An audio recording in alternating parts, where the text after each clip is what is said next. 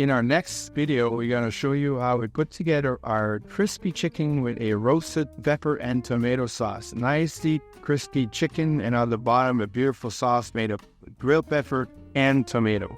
Okay, for our next recipe, we're going to do a beautiful roasted pepper and tomato sauce. That's going to go with our nice crispy chicken. That's probably one of my favorite. Enjoy. Boom, boom. So as usual, we start with a little bit of canola oil. We want to nicely start roasting those onions. Go. Again, a very nice summer recipe. It's pretty good all year round, but the flavor of it is just fantastic. So we're gonna add our garlic to this.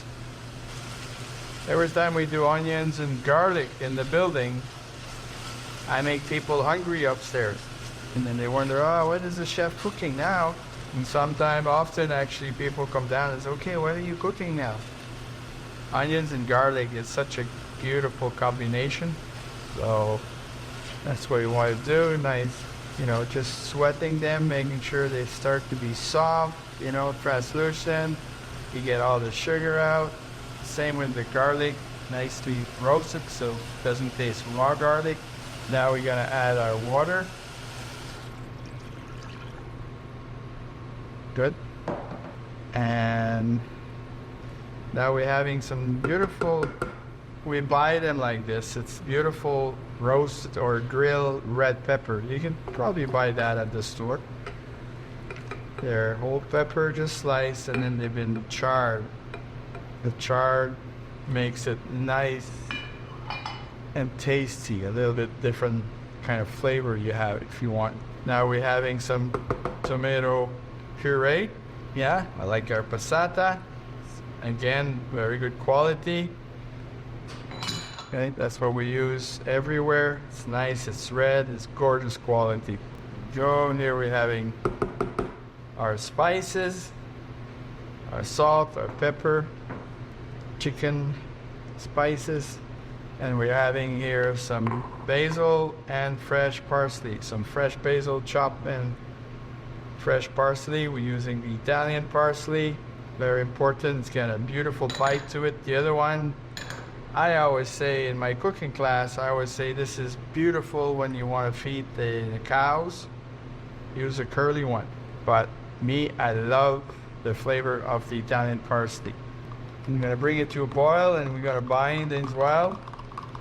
As usual, this is our slur. Our slur today, for this recipe, actually is a bit different. We're having the potato starch, and we also have a little bit of milk powder to make it creamier at the end. So this is what we want. We want this to start to emulsify at the end. So we want this to be nice and just a touch of creaminess to it. So we start to have simmering. So we're gonna add our starch to this. We see some charred pepper, but you don't worry about that. It's all gonna be blending in while we're gonna emulsify our sauce. We go. Now we're gonna let it come to a boil to make sure our activating ingredients are doing their work. So it's at boil for a bit. So now what I would like to do is just emulsify that using a hand blender. So we have our hand blender here. And try not to make a mess.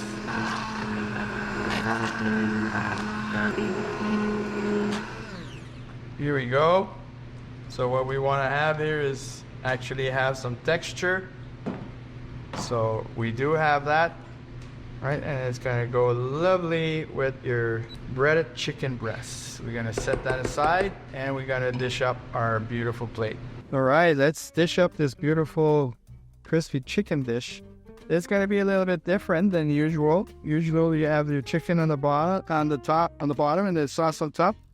This is going to be a bit different. So you're going to notice in your container that the sauce will be on the bottom.